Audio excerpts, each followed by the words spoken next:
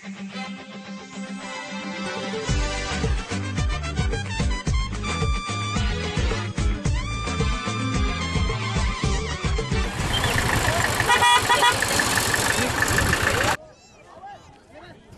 ny fiara-pitatitra iray mampitoy ny Mahazo Ambatomanga ny farany herinandro teo amin'ny Fokotaninambato, commune Alarobia, district Manjakandriana no nitrangan'ny loza.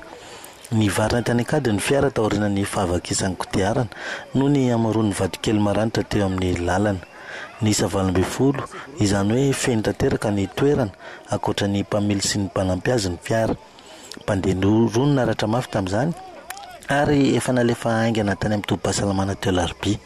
Ny fanampian'ny fokon'olona manodidina kosa ny famonjenareo ny arambona sy ny fanarenana ilay fiara Mazda. Tsy dia matetika mitranga amin'ity lalana ity ny loza toy izao noho ny fitandreman'ireo mpamily amin'ny aterin'ny lalana. Tratra ny tsy napozina kosa ity fiara ity araka ny nambaran'ireo nanatry maso.